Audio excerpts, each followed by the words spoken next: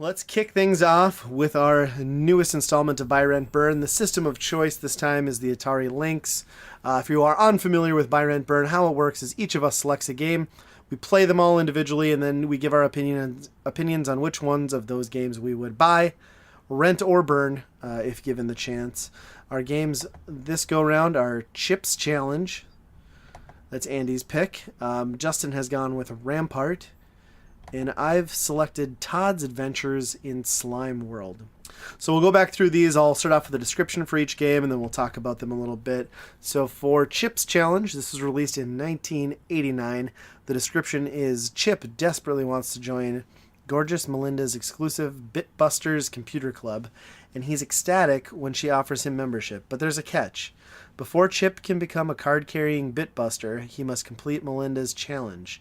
Over 140 levels of fun and fast puzzling action. That is a terrible description for a puzzle game. It seems needlessly complicated. Can you imagine, like, the worst part is, like, being a nerd is hard enough with the girls, and then this girl is busting your balls to join the computer club? Yeah. Like, come on. Okay, but only 140 levels to go. That Melinda's a real biatch. So... Chips Challenge is probably most well known for being a free game on like the premium version of like Windows 95, maybe. I'm completely unfamiliar with this until now. I used to play quite a bit on Windows. I used to play. Oh, really? Yeah, I used to play on computer a lot. Yep. But it looked a lot better on the Windows version than it does on the Lynx. Not to say the Lynx is awful. I was actually impressed with all these games graphically, but this one was probably the worst. I was going to say, this one was the most like vomit-inducing visuals. Like, it was pretty bad, I thought. Yeah. Yep. It's not great. But the core gameplay is there. I mean, getting the you start out with kind of box pushing puzzles, which are whatever. That's my thing here. I guess it's Andy's genre, box pushing puzzle games. Yeah, but it adds like Zelda-ish mechanics to it, where you get like boots and items to traverse different sections of the map to get keys and stuff like that. So there's kind of more of like an adventure to it than just a straight up puzzle, even if they are, rudimentary puzzles. Although I don't know how high you guys got, but toward the I think I got up to the mid-teens, and it starts getting a little bit tough up at that point. Yeah. Just being able to like nail it. The one thing that I didn't like is like in games like this, there's usually like a gradual progression, but like the first handful of levels, it's like constantly beating you over the head with like new elements each and every time. Like, which I didn't appreciate. Yeah. Like, it explained it well, but like I wish it had been more of like just a gradual like step up, and like the puzzles had gotten, you'd do like 3 or 4 puzzles using like the 2 elements. Okay, now we're gonna add a new element, but it was just like, boom, boom, boom, boom. It was a little overwhelming. Right, and then the next levels after that were just like huge, where you had to use them all together and perform it perfectly. Yeah, I think a better designed game could have, just there would have been a better grade to just slowly increasing that and just designing level. And that's my overall problem is like I didn't particularly like the level design in this game, and there's like elements that are simply there to make you learn through death, and it happens quite a bit. So that bothered me a little bit. Like it shouldn't happen with that frequency. Like I fully understand like sometimes you have to like screw up to learn and like progress, but there's just like cheap crap. You push a block and you're dead. Like there's a fire underneath it or something like that. It's annoying. Yeah, that part's pretty cheap, especially when they get longer. Like that's the worst. Like when you already know how to do the puzzles at the beginning, and then something at the end burns you. Like that. Right. Then you have to start all over. Yeah. No, you guys pretty much did. You concur? I concur. All right. So let's move on to Justin's pick, Rampart. This is the Lynx version. This came out in 1991. The description on this: it's a medieval masterpiece of power, strategy, and ingenuity. The objective is brutally simple: engage your enemy in an all-out exchange of cannon fire, then assess the damage and rebuild your castle. But the reality of Rampart is far more complex. The key to victory lies in how quickly you can pick up the pieces and redesign, fortify, and extend your walls before the next battle begins. There's only one way out: defend or perish. Yeah, so this game, I remember playing it on a different system. So when I seen it was on this one, that's why I picked it. Yeah. Was it maybe the Nintendo? I don't know. Yeah, it literally came out on virtually every console and computer of that era, I think. Did it? Or maybe I put it on PC then. Okay. But yeah, I remember playing this one, and when I seen it, I picked it for that reason. I always kind of enjoyed it, just sit down and play a game. It's not nearly as challenging as that made it sound. No, it's honestly like it is sort of the first tower defense game that I can think of. Like, it kicked it off. It's like tower defense and a little bit of Tetris kind of in building your walls up. There's just something very addictive with it. I really enjoy tower defense games. And I guess Tetris is all right.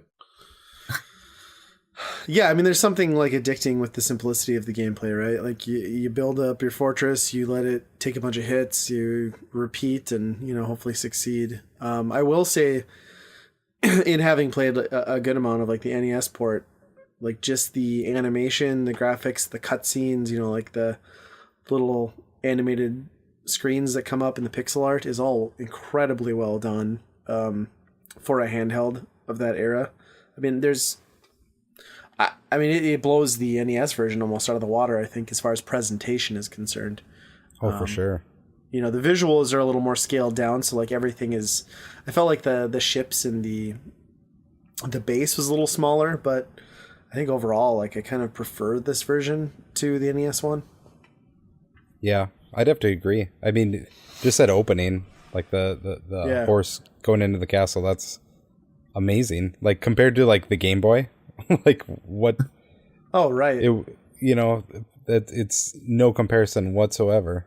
But yeah, I enjoy Rampart across pretty much all systems, just because it's still kind of that modern, like you said, tower defense, where a lot of those games back then were, if they were similar to this, they didn't have the action part of it where you could actually aim for the ships. A lot of it was more turn-based, like, they destroyed this, so you have to rebuild it. And so it's got two different sections of the game, which I kind of appreciate.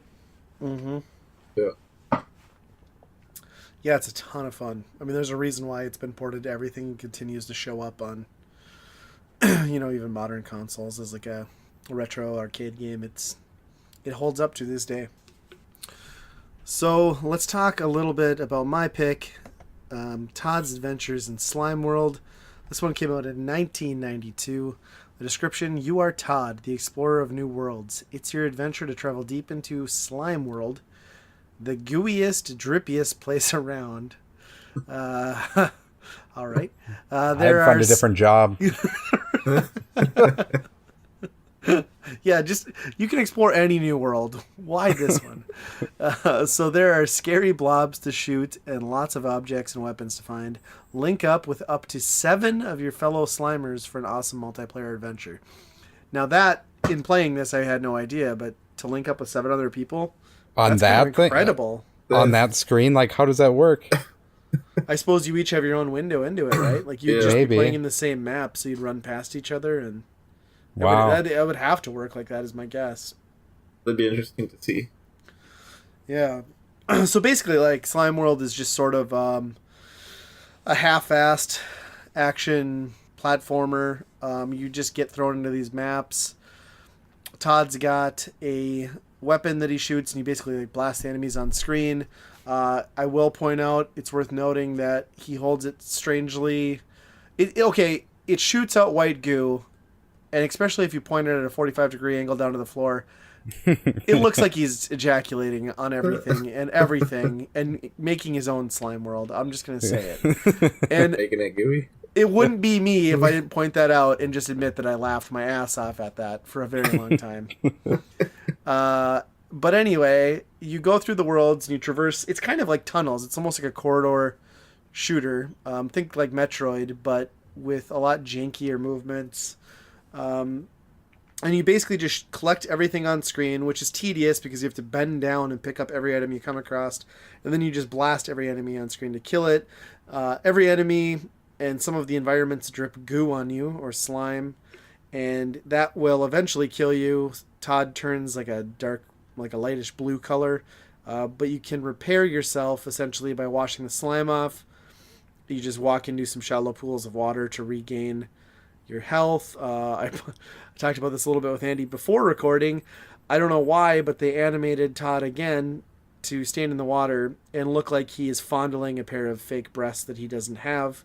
And that's how he scrubs himself down. So it's like a weird animation. They could have chosen to have him like wash himself off in any manner, but basically he just like titty rubs himself clean. It's kind of disturbing. He jumps weird.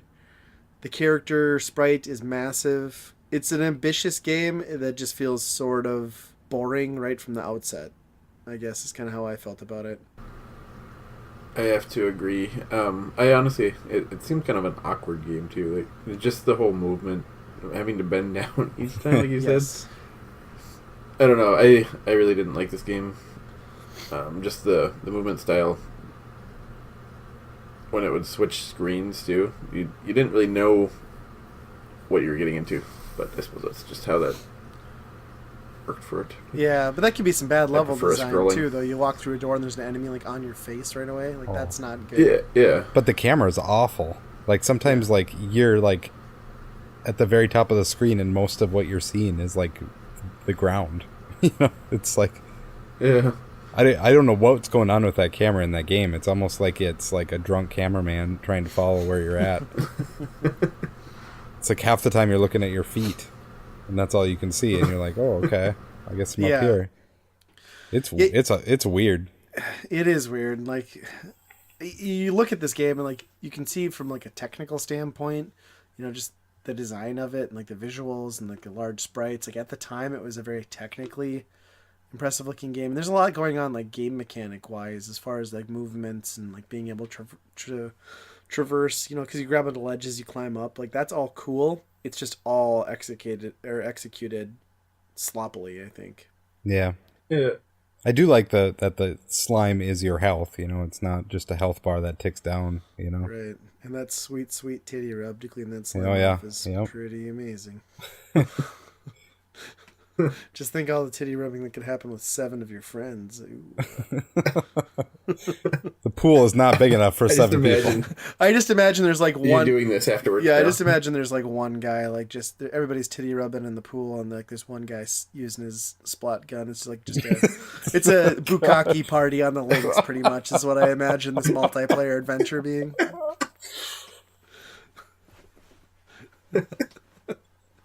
I'm sorry, everyone. I'm sorry. All right, so let's dig myself out of This this. game changes lives. Oh god. It ruins lives. Let's dig myself out of this hole and go back to the top and figure out what everyone would pick. Andy, why don't you give us your selections? Well, you made a case to burn that one.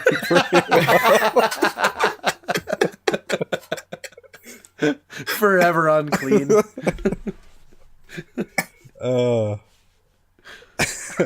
I think my buy is going to be Chip's Challenge because I love that game no matter how ugly and awful it kind of is on the Lynx.